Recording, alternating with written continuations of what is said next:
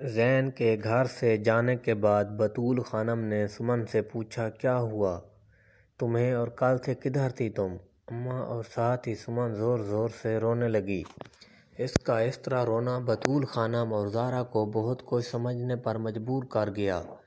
سمن، اماں کی جان کچھ تو بتانا۔ اور پھر سمن نے باغ میں آم توڑنے سے لے کر واپس شہر سے گھر آنے تک سب بتا دیا۔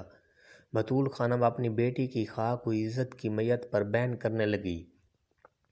وہ دونوں ہی رو رہی تھی اپنے گھر کی عزت کے لٹ جانے کے دکھ سے۔ اب سمن ہوش و خراش سے بیگانہ ہو چکی تھی۔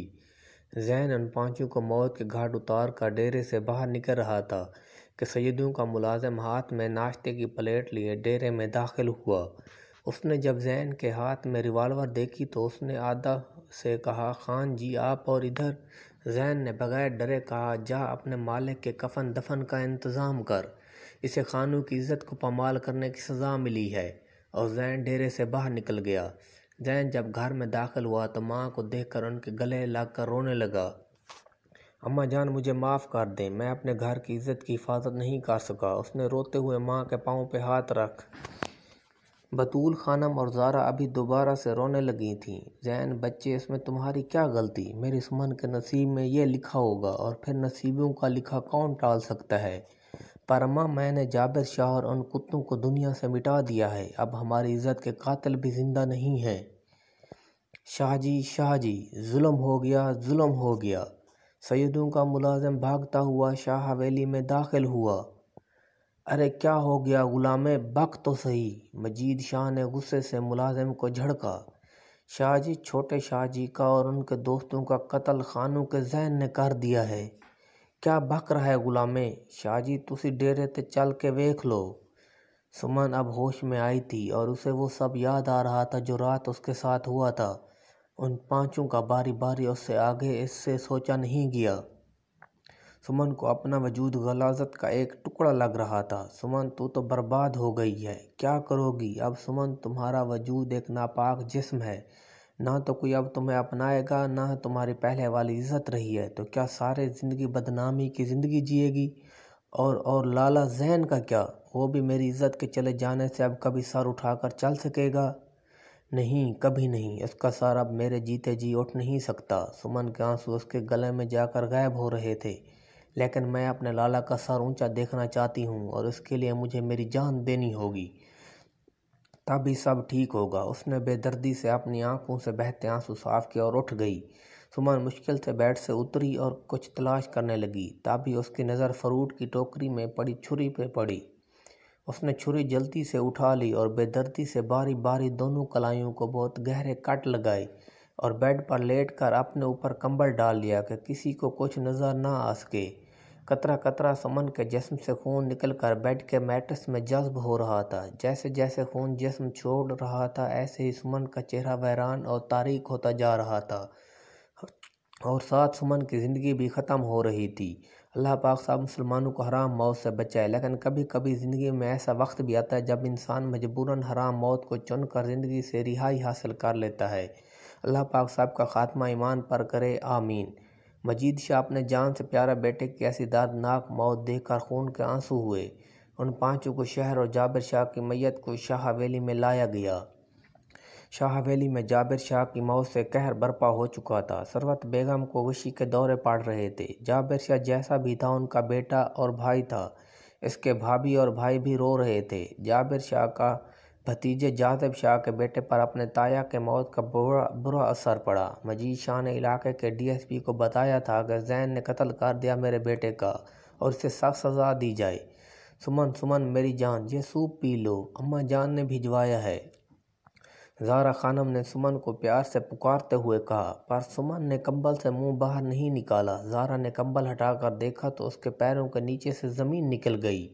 زارا نے زور کی چیخ ماری اور زمین پر گر گئی۔ بطول خانم نے جب بہو کی چیخ سنی تو فوراً سمن کے کمرے کی جانب بھاگی۔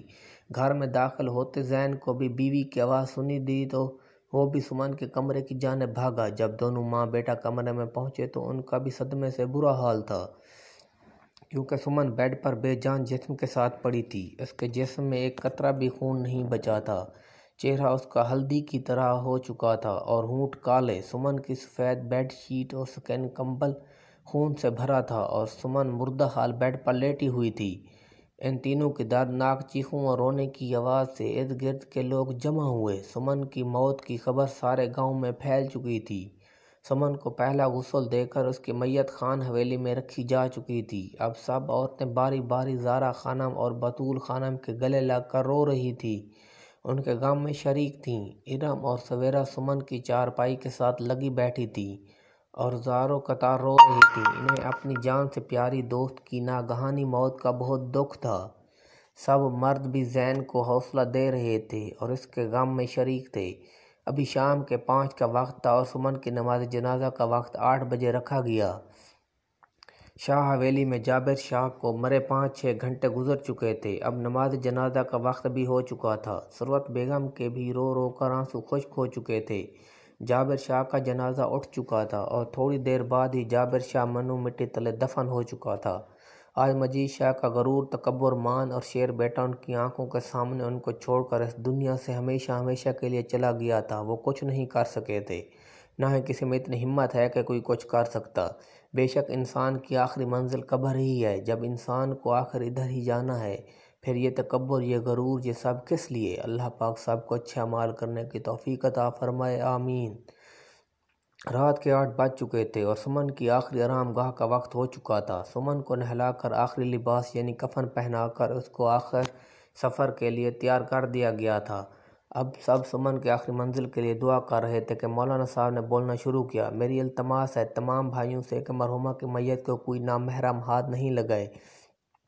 مرحومہ کا حقیقی بھائی ایک ہی ہے، تو اس لیے مرحومہ کے تایا، چچا اور ماموں آگے آ کر مرحومہ کی میت کو کندھا دیں۔ سمن کے تایا، چچا اور ماموں جو دوسرے شہروں سے آئے تھے، انہوں نے سمن کے جنازے کو اٹھایا۔ کلمہ شہادت کی صدا آئی اور جنازے کو لے جایا گیا۔ آج شاہ حویلی کے سب افراد خاموشی سے بیٹھے تھے، کسی کو نہ کچھ کھانے کی پرواہ تھی نہ سونے کی۔ ایسے میں ثروت نے بہو ثنا کو پکارا، بیٹا بچوں کو کھانا دو، صبح کے بھوکے ہیں۔ ثنا جی کہتی کچن میں چلی گئی۔ بیٹا کھانا کھا لو۔ ثنا نے بیٹے سے کہا، ماما مجھے نہیں کھانا جب تک تایا جان کے قاتل سے بدلہ نہیں لے لوں۔ جاذب کا بیٹا پاؤں پھٹتا اندر چلا گیا اور مجید شاہ کو اپنے جابر کی جھلک اس میں نظر آئی۔ وہ معصوم ذہن بچہ تھا، 15 سال اتنے نہیں ہوتے کہ وہ اپنے تایا کی بھی غلطی سمجھ سکتا۔ اسے تو یہ بھی نہیں پتا تھا کہ اس کے تایا نے کیا گھٹیا عمل کیا تھا جس کی اسے سزا ملی تھی، چھوٹی سی۔ ذہن ابھی ہی آیا تھا سمن کو منو مٹی تلے چھوڑ کر کہ اس کا ملازم آیا۔ خان جی SHO اور پولیس آئی ہے۔ باہر ملازم نے اطلاع دی۔ اوکے تم چلو میں آتا ہوں۔ زین یہ پولیس؟ زارا نے تڑپ کر کہا۔ بیٹا ہمارا کیا ہوگا؟ اب بطول خانم نے بھی کہا، اماں جسے میں نے قتل کیا وہ عام آدمی تو تھا نہیں، پر میں جلدی آ جاؤں گا۔ اب کی بار زارا خانم رونے لگی۔ وہ زارا کو تسلی دے کر باہر چلا گیا۔ SHO صاحب، زین علی خان ہم آپ کی بہت عزت کرتے ہیں، کبھی بھی یہ نہ لاتے اگر ڈیوٹی نہ ہوتی۔ SHO نے زین سے ہاتھ ملاتے ہوئے ہتھ کڑی کی طرف اشارہ کر کے کہا، اوپر سے بہت سخت آرڈرز ہیں آپ کو ریسٹ کے، ہمیں مجبوراً آپ کو ریسٹ کرنا پڑے گا، نوکری کا مسئلہ ہے۔ ہم کوئی بات نہیں SHO، میں سمجھ سکتا ہوں، میں آپ کے ساتھ چل رہا ہوں۔ آج کا دن خان خاندان کے لیے بہت منحوس ثابت ہوا تھا۔ آج کے دن ہی ان کے گھر کی عزت گئی، آج ہی ان کی جوان بیٹی کی موت اور آج کے دن ہی ان کا بیٹا ریسٹ ہوا تھا۔ شاہ جی آپ کا مجرم سلاخوں کے پیچھے ہے، DSP نے مجید شاہ کو کال کر کے بتایا۔ شاہ جی یہ تو آپ بھی جانتے ہیں کہ وہ بھی کوئی معمولی آدمی نہیں ہے، اس کا وکیل آیا ہے اور کل تک اس کی ضمانت ہو جائے گی۔ میں تو آپ کو اس لیے انفارم کر رہا ہوں کہ آپ کچھ کرو۔ اوکے ٹھیک ہے DSP، میں کچھ کرتا ہوں۔ شاہ جی آپ کیوں بھول رہے ہیں کہ پنچایت کی دستار یعنی پگڑی ابھی بھی آپ کے سر پر ہے؟ بہت اچھے DSP، اچھا مشورہ دیا ہے، چل ٹھیک ہے میں کرتا ہوں کچھ۔ غلامے، او غلامے، مجید نے اپنے ملازم کو بلایا۔ جی شاہ جی آپ نے یاد کیا، جا کر سب پنچایتوں کو کل صبح 10 بجے اکٹھے ہونے کا کہیا۔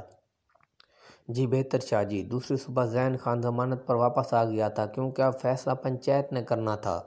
زین علی خان کی رہائی میں سب پنچایتیوں کا بھی ہاتھ تھا جو کہ مجید شاہ کے علاوہ سب تھے، ورنہ وہ بے شک جتنا پاورفل ہوتا 6 قتل کی سزا صرف سزائے موت تھی۔ سب یہ بھی جانتے تھے کہ زین علی خان برا لڑکا ہرگز نہیں، اس نے جو بھی کیا غیرت میں کیا اور اب 10 بجے پنچایت تھی۔ اللہ جانے پنچایت کون سا نیا باب کھولنے والی تھی۔ جاری ہے۔